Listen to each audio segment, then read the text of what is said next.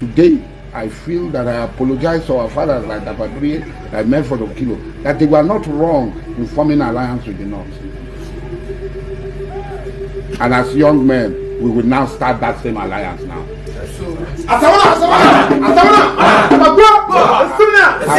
I am today, from today, I will walk and form alliance with the North and to crush all of the opposition. Because those who hate us, whatever we do for them does not mean anything to them. Whatever job people do to them does not mean anything to them. We go all over each other. We will take this message that it's only the Northerners that can work with the job people. We cannot work with the Yoruba people. They are betrayers to us. We risked our life, voted, did everything. This is what we get. Like, good morning. Let's say good morning to us. Good morning, viewers, wherever you are watching us from. Thank you for coming live on this program. You know, I wanted to look at the developments surrounding Mr. President's reshuffling of the cabinet, and of course, we saw the president renaming certain agencies and commissions that one that was prominent, you know, that was dear to so many people within that area felt that they have been betrayed by Bola Ahmed Tinubu's decision to scrap Niger Delta Commission, Niger Delta Minister, whatever it is, you know. But secondly, that scrapping, according to what Pa Edwin Clark is trying to put to the public, is a threat to the Niger Delta. And yes, it's a threat, and they are no longer comfortable with it, that they have not benefited anything from the crude oil, you know, that the people that have the resources are not benefiting anything, they have not taken anything. But the same man, few days ago, before Bola Ahmed slammed that attack on him, you know, for threatening nnamdikanu alone, he withdrew the commission and scrap it. Because nnamdikanu you are threatening is defending you, is protecting you, is making sure that what is due for you is never compromised. You came out and started talking about crude oil. The same crude oil you say that is the target of nnamdikanu is the same crude oil you say you've not benefited from. So, you know, when you look at a level when elderly people start behaving like children, you begin to wonder what actually is the problem. All of a sudden, Tinubu has become the enemy of the Niger Delta people. Just within a few days. Though we know that Pa Edwin Clark, for some time ago, you know, has been calling for the release of nnamdikanu. And recently, ASARI DOKUBO, unexpectedly, you know, came out because they knew that Igbos are not even interested in that their talk of crude or super. Let them drink that crude does not stop Igbo man from advancing, accomplishment, innovation. Nnamdikanu said it very clearly. Take your crude and leave our land, so that you relocate to Sambisa forest with the crude, so that from there you will allocate to you start drilling this thing. As long as, but you can look at it in honest truth. Obasanjo, you know, recently I began to wonder the kind of spirit that has come to possess Nigeria. And of course, it has extended to Obasanjo himself. You know, telling the Northerners they are nothing but a threat to the reality on ground, to the development of the black man culture and tradition. And the only hope for that is Biafra. He might not come out to say it is Biafra, but if you look at his statement, he knew that his own people has failed. The Northerners, they are demons. He made it very clearly. He stated it. So don't delete it. I'm quoting, you can see where he wrote it. I don't have to say it verbatim the way he stated it, but I'm telling you in honest truth that when you say somebody has demonized something, that means they have demonized Nigeria. And of course, the Igbo nation, they will not belong to be part of that kind of arrangement. And we have not been part of Nigeria. No Igbo man can come out and say 100% have benefited from the crude oil. No, nobody. So he's trying the same line. Sarowiwa, I pray, but he won't say nothing now. 2 days after, Tinubu strike him, telling him that those land you are seeing in Niger Delta belong to Igbos. That's the message. It's not what you are thinking. And the issue of South can be scrapped at any time. There will be no South again. It's possible. If you get a good government, scrap it. Obasanjo said it is still Igbo, Hausa, Yoruba. In his house in Ota. You didn't hear Obasanjo mention Niger Delta. What is Niger Delta? Why would this Adrian that school the government college open his eyes and begin to know that this is not a matter of when we know that 70% of the South people are Igbos? Are we still fighting Nigeria Biafran war? By Edwin Clark and the job people still running from safety. The war is over. People have denied Igbo, denied even yourselves who are Igbos up to this moment. But still, the same crude oil, when I not see them, when I not test them. Is it not time for people to come to their consciousness? Look at Obasanjo. If Obasanjo can be saying that kind of a thing openly, in presence of them say, these people came as Northern League of Democrats. Why not say National League of Democrats? This is why Nigeria will always die. That's what he said. He told them too that until the Igbo man becomes the president, Biafra will rise. That's a very clear picture. Niger Delta, the fourth year that when he was president. The ASARI DOKUBO of this world. No, the Yar'Adua brought amnesty. You know, that's what Tinubu has refused to do. To say nnamdikanu, come, let us sit down. Those people that don't have that political sarcasm to be able to, you know, reduce themselves to the level of dialogue, knowing fully well that what nnamdikanu is also fighting for has made Tinubu to become the president of Nigeria. The agitation is about the southern Nigeria that made the governors of the southern governors to come together and held a meeting and said this thing must stop. Nnamdikanu started it, but they will not be able to see it from that angle, and that's why he said no. Maybe he's trying to realize, get himself back now and said no. I think, you know, with what is happening now, they're giving him a red flag in the north now.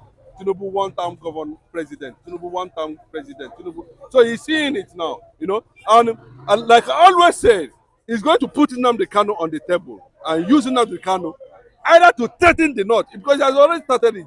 Bianca start on that position currently now. That's the truth. So the more we put it in that perspective, I understand. A lot of people will not be comfortable with the appointment given to, you know, this. But for me, you know, we cannot be 100,000 meters away, and we want to plug a mango that is 2,000 kilometers away. We have to get close, and that is what we are trying to do at this point. You don't think that will be having problems with the south? No, let me tell you, because they have failed to realize their senses, like these people from Bini. Yes, you see what the Oba did now. They said people that have not been doing Yam Festival, they have started doing Yam Festival. The Oba of Bini, now they do, because the truth, you see, thank God for social media. All those hidden things now are beginning to unveil themselves.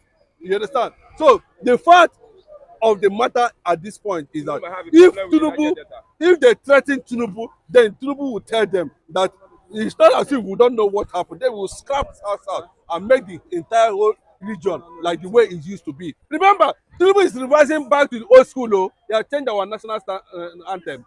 He might decide to name the entire eastern region, you know, Biafra, and scrap South. South is just a political division.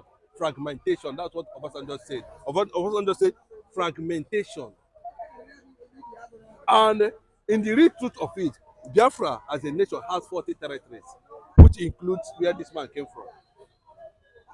There's no two ways about it. Idu is an Igbo man. We know. Igodomi Igodo is an Igbo name. Let us I leave. don't think people want those kind of wahala. No, bro, let me tell you, it will go to an extent if you become a major threat. Now, Obasanjo told them yesterday that his history, Nigeria was built on tripod, Igbo outside Yoruba.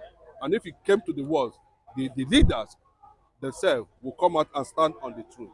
That's what they are saying now. And that's what Obasanjo told the Northern League of Democrats that visited him. He made it very clearly. Three, I didn't see him mention Niger Delta. He told them, he said, you people are fragmenting. He said, what is the meaning of fragmentation? You know what fragmentation is all about? You know, they understand, they know the game, they know the thing they are playing. And those people who have collected money, who have benefited, as they are withdrawing their rights now, that's why you're seeing people like Edwin Clark shouting, crying. When I don't take away you again, when I don't give us anything, but the one where they give you before, what do you take and do? Thank you. Let's get it. Edwin Clark, ASARI DOKUBO, Tinubu themselves. If you ask me, I will tell you that the political stage of this country is thrown open, and the Tinubu is playing the game with all his Lagos boys cabals. See, Edwin Clark is an old man. I'm not here to abuse an old man, but I can use my word. I know how I'm gonna coin it out. Even if I don't, actually, indirectly, I'm throwing bomb at him. I don't understand. These are people that are bent on bringing the locals, the owner, the native of that region down by what? Playing partisan politics at the detriment of the Niger Delta youths, the farmers on the land. The oil spillage has degraded the land of the Niger Delta region to the level of zero. And nobody is doing anything about it because all the local chiefs, they are bent on collecting bribe from the head. As a rock. Okay, today, Niger Delta regions, they are the owner of the oil. Who is the head of that NNPC? Who is the head of that ministry? Each and every man that comes, any president, he will head NNPC. They will become NNPC. They will control NNPC. And Nigeria is going down on daily basis. Alarming rates. I don't really understand. ASARI DOKUBO could only just come and talk like somebody, a man that doesn't have sense. ASARI DOKUBO is senseless. He doesn't have sense. Yes. ASARI DOKUBO is not only not having sense, his mental ability is questionable. If you ask me, a chief indeed, a chief, somebody will be Alhaji Majid. They have now made him chief. I don't like people playing games. You are in Islam.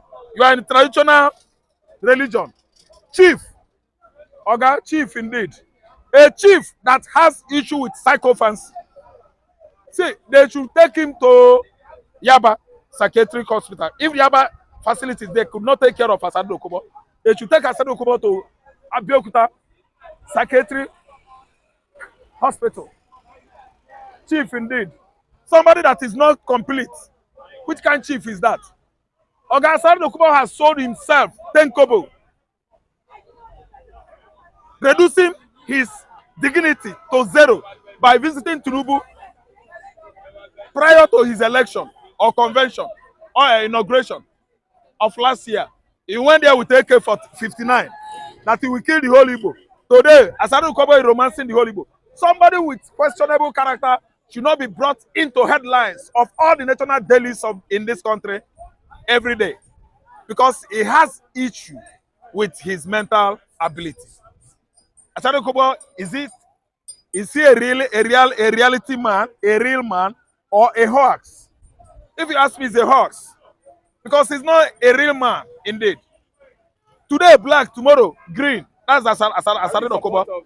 Removing scrapping Niger Delta. Niger Delta region has been scraped off, and the Tinubu knows the reason why he does that. If you ask me, I would have told you that Obi, if was made president last year, I don't think scraping Niger Delta Development Commission, NDDC, is advisable. It is not the issue that Nigeria is having now with the economy. It is not the issue of hunger. It does not orchestrate hunger in Nigeria. The cause of hunger in Nigeria is because of bad governance.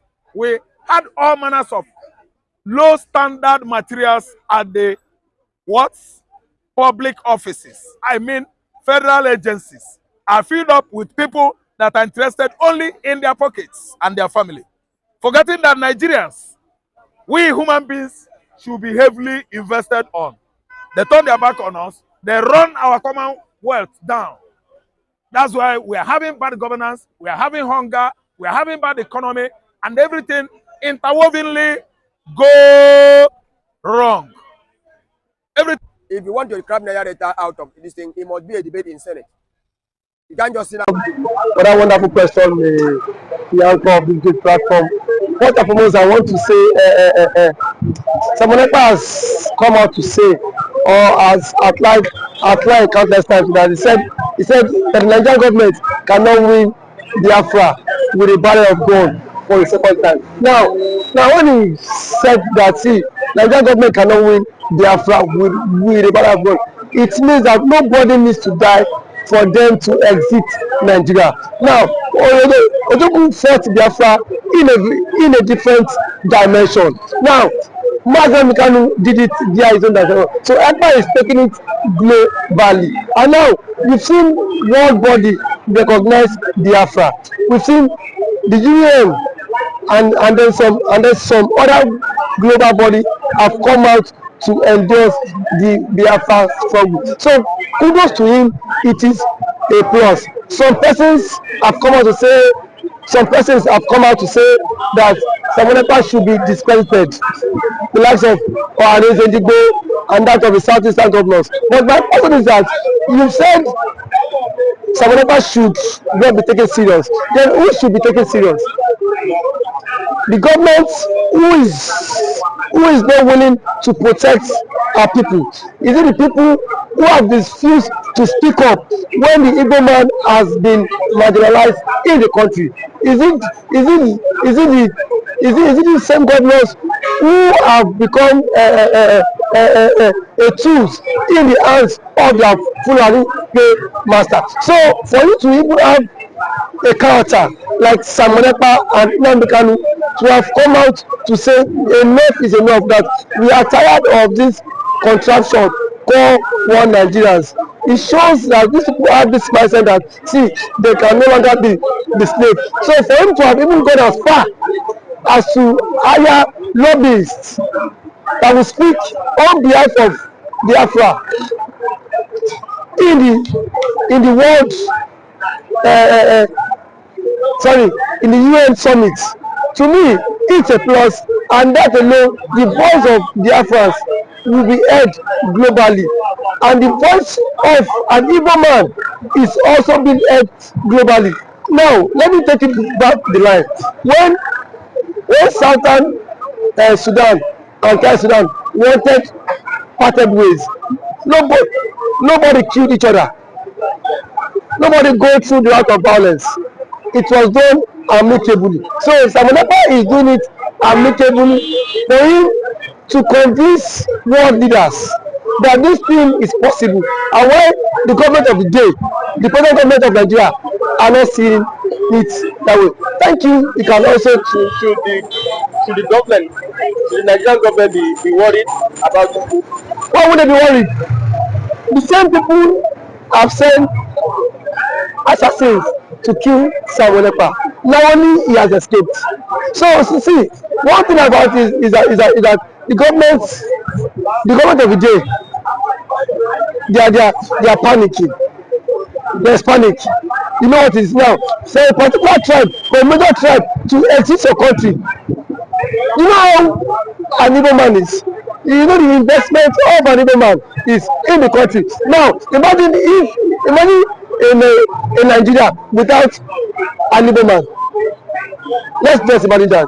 I mean, dominance. That means the Hausa man would now dominate virtually every government perspective in Nigeria. So now the reason why the Igbo man is still believe that's Nigeria is because the Igbo man is still in the contraption called Nigeria. But eventually, if the Igbo man leaves, my brother, the Igbo man will know the true meaning of Nigeria, and then we don't know who owns Nigeria. Just like what Angobula said, He said they are not scared of the Igbos parting, exiting Nigerians. That was what he said. He said they are not scared. Indirectly, that means the other tribe would not have sense of belonging in the country.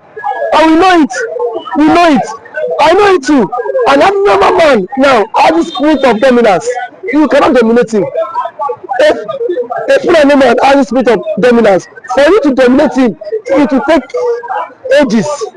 In any population, you cannot dominate them. So one thing is that Ekpa foreseen this whole thing. That was why he championed this Biafran struggle. And now, gradually, it is now becoming a reality in this contraction called Nigeria. Now, there are some Igbo men are even tired of the system called Nigeria, just because they feel their brother is still in president. Now, my brother, I can bet you, come 2027, the Yorubas will be championing the Republic more than the Igbo man. I can bet you that. That I am very certain of. Agitation. Yes, we will championing because it is certain when their president, when their brother is being kicked away from the presidency, already there is a plot, and which he himself cannot escape. The president himself knows that there is a plot, and then the big shots in the north are forming alliance. You know it. RFI, a powerful influence in the north, is not in the league. Sorry, is not in good terms with the president. And now nobody can take that factor. What RFI did, or else that made Tinubu emerge as the president via his own influence. And then we have also the likes of Angulai, which is the chairman of the Northern Order Forum. He said, post election, that the Northern Order supported Tinubu, but come 2027, Tinubu will not get their support. So what does that mean? Now so now if the average left person is not giving the vote, now where will they get the vote? It should come by 2027. The same thing the Yorubas have tagged the Igbos for. Now they will be the mastermind of it, because I can bet you by 2027 Yoruba will stop. And that's the slogan that will continue to trend, is that we are tired of the country, we want to follow the suit of the government and exit the country. And then the government now will not take them, tag them for being unserious, because now that the government is championing for the exit, we are saying the government is not serious. There are claims that the government is not serious, but I can bet you when the system will not catch up with you, then you will know why the government has been championing to exit. Thank you for always coming.